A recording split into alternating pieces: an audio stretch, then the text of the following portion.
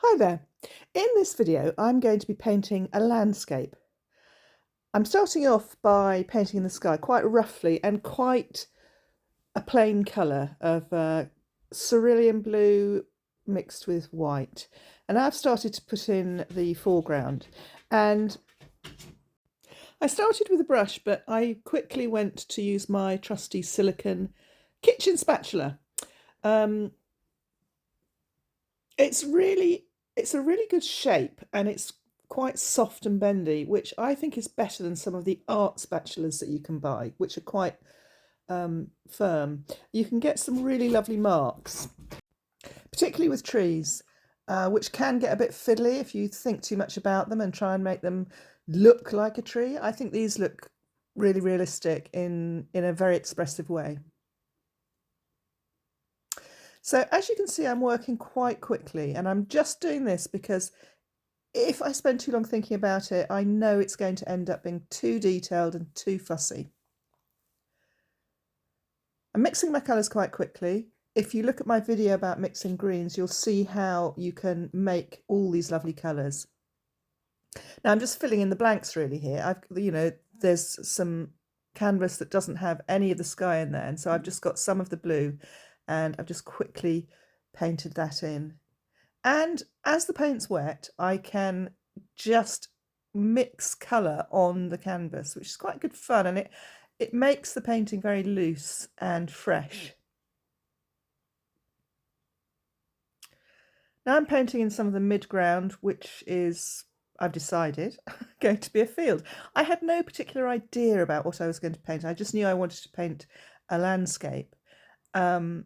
And it just came to me really. I think probably subconsciously I was thinking of walks with my dog, and those are the colours at the moment that I can see on a sort of a February day in the UK. It's usually quite gloomy. We don't often get a blue sky, but well, I painted one in here anyway, because I can. Now I'm getting some darks into the midground because I want to have that tonal difference, and here too I've got dark, very dark green as well as the lighter greens, and I'm just scratching in.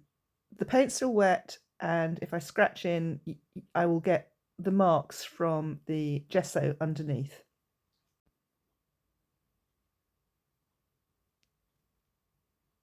The foreground is quite a big area, and it has to be more detailed because it is closer to the viewer, and therefore you will have more detail. Not exactly detail, I wouldn't call it, but more interest really, I guess, because that's what you'd find if you were standing outside.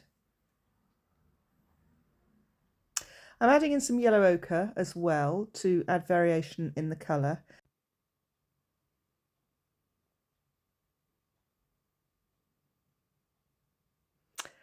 It's important to stand back from your painting on a regular basis so that you can view it from a distance.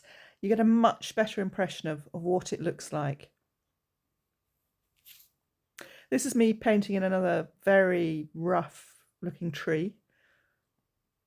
And now I've gone back to the midground, and I'm going to paint in a lot more of that now.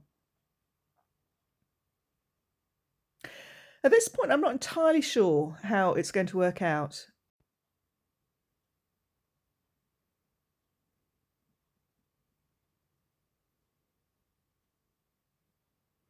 I'm enjoying painting in the foreground because it's so loose that I don't have to worry about it too much. I'm just enjoying the mark making and the different colours, and trying not to overwork it. That's really important. It's so easy to overwork your painting and then it just gets mushy.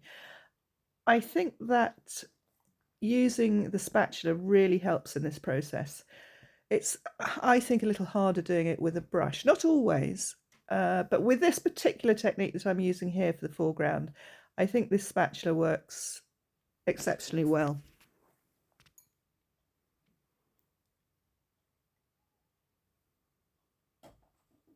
You can see here I've got some real darks coming in here, and that's a mixture of raw umber and ultramarine blue with a hint of a rich red, the name of which escapes me. I'll put it in the description.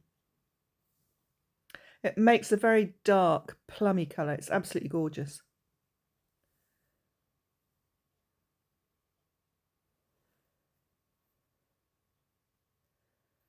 So in the midground now, I'm trying to get different layers of colour. So you wouldn't see one blank colour in a big field like this. So I'm using small variations in colour to make it feel, I guess, a kind of a bit more realistic.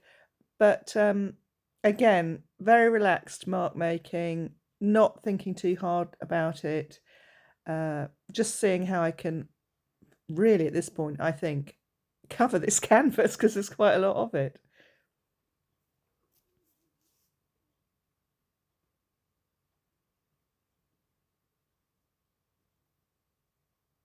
I'm sort of conscious that there is this place right in the middle at the bottom that I haven't tackled, and I'm not entirely sure at this point, whilst I'm painting, how I'm going to tackle that. Am I going to fill that in with grass? I don't think so. I think I'm going to make it into a path.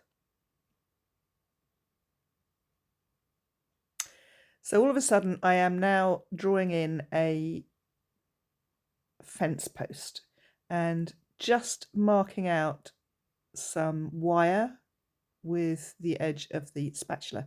The paint's still very wet, so that's how the mark is being made. It's just cutting through that paint.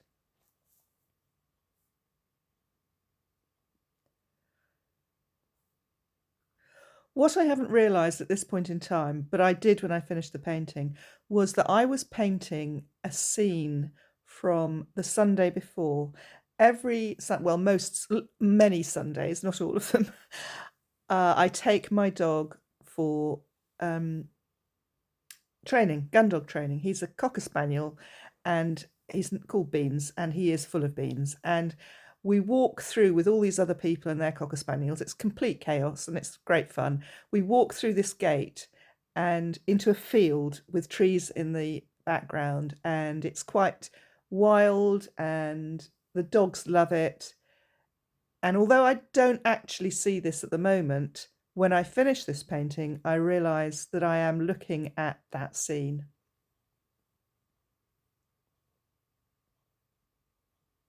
And I guess that's what I'd say when you're out and about, particularly if you want to paint landscapes. You really need to take the whole thing in, not just take a picture, but really absorb the whole thing, you know, feel the energy of the place and the colours that you see. And once you start to do that, it will appear in your paintings, particularly if you don't think about it. If you have a vision of what you want to paint, generally it doesn't work out very well and you're disappointed. I didn't have that vision. I was just painting, and it just so happened that everything that I did kind of worked out to this place that we walk on a Sunday.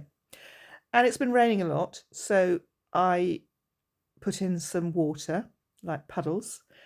And I think at that point, or slightly after this point, I realised, wow, that just looks like the entrance to the field that we go into to train the dogs.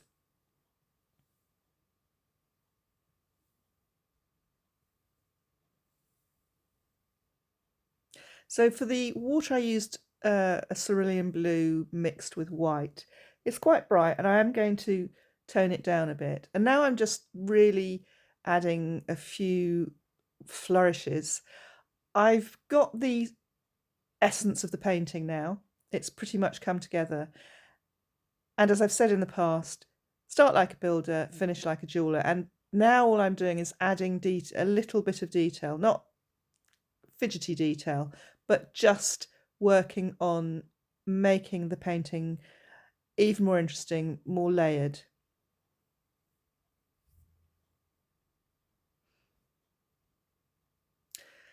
What I'm doing here is putting light into the trees. So when you look at trees, you see light glowing through them.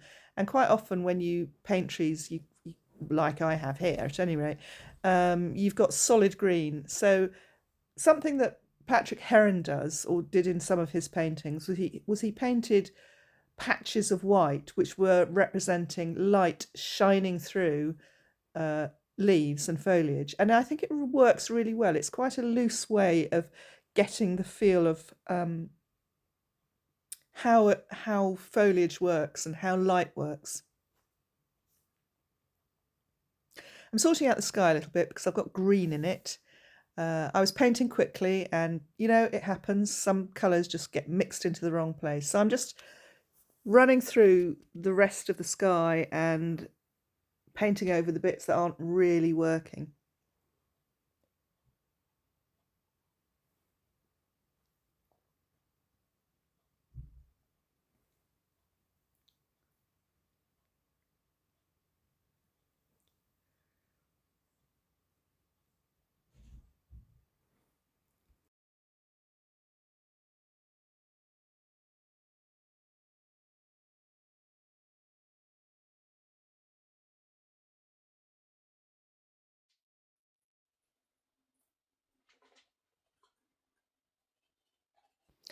Just finishing off little details again and looking at things that maybe aren't really working.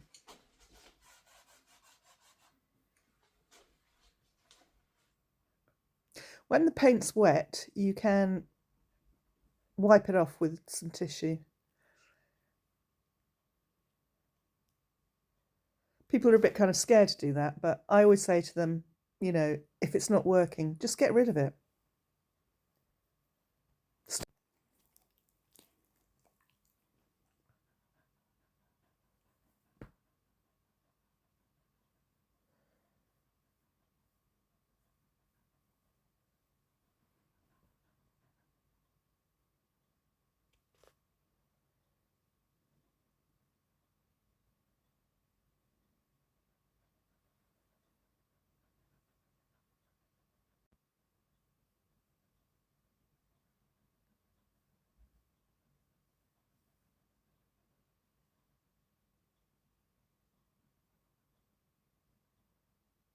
I'm adding some more darks to the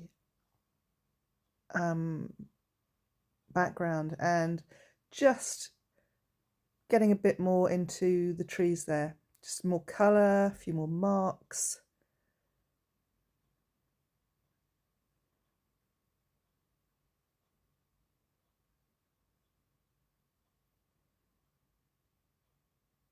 As you can see, I'm just going over the whole painting, adding a few things. Do they work? That brown mark on the left-hand side of the painting, that's not working. So I've taken it out.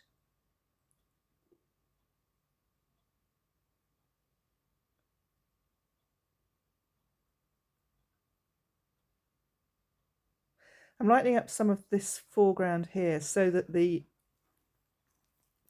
mid to dark tone foliage, trees or bushes behind it stand out a little bit more.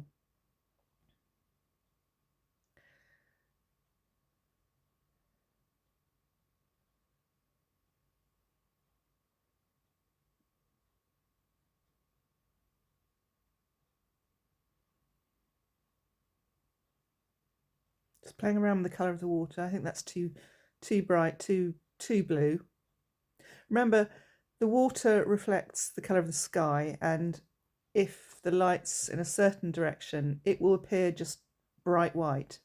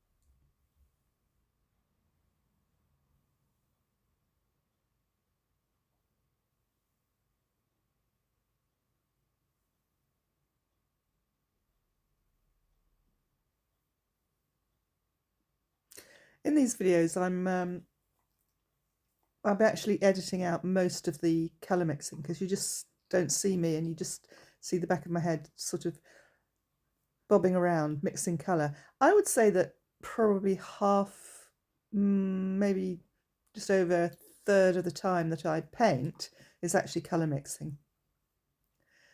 So I've added some more dark colours to the foreground, and I've put some sort of rocks or darker colours in the path leading into the field. It just adds a little bit more detail.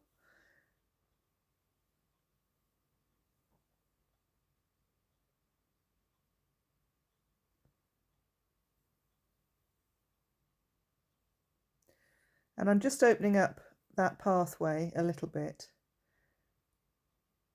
just to make it feel, well, it's just how it just feels walking into that field.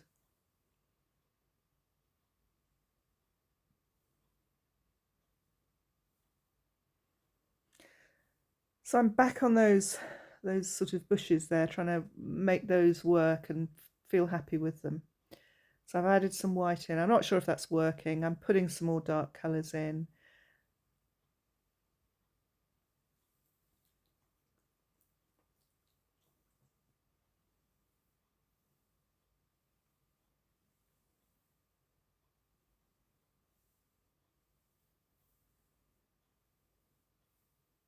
I'm using the flat of the spatula at this point. I've got a very dark colour on it, and it's just,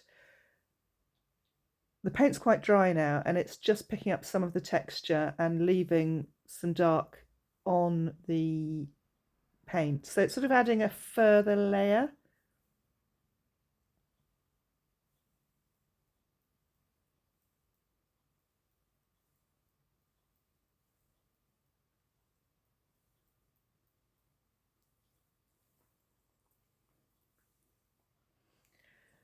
There's a mark in the field, and I've decided to make that into a tree. Again, it takes just a few marks to make that tree.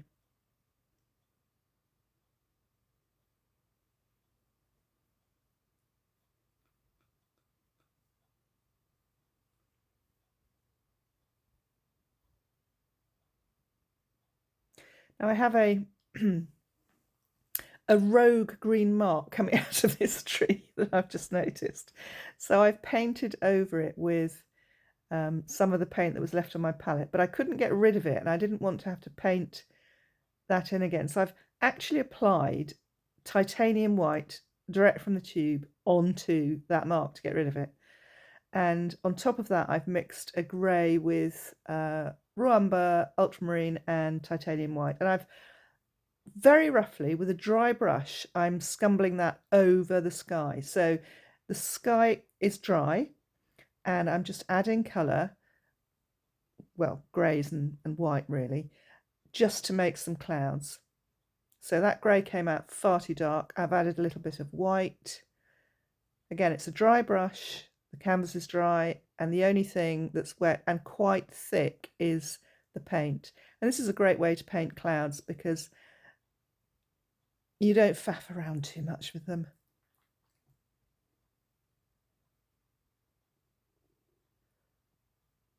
Back to that water.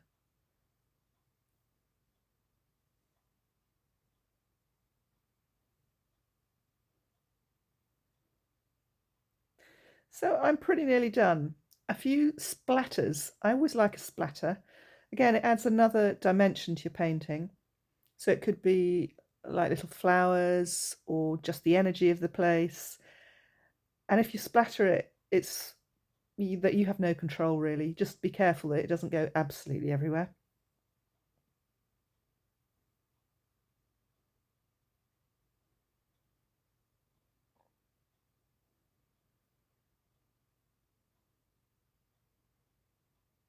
And that's it. Training with beans, I think I'll call this. It looks a lot more glamorous than it actually is, I have to say. But that's what you can do when you mix greens and they look natural and they don't come straight out of the tube.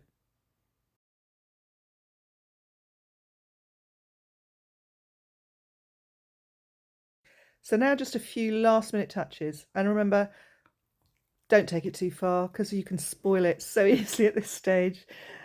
The key is to know when to stop. Finishing like a jeweler. And here's the final painting. If you enjoyed this video, it would be great if you would subscribe because it really helps my channel.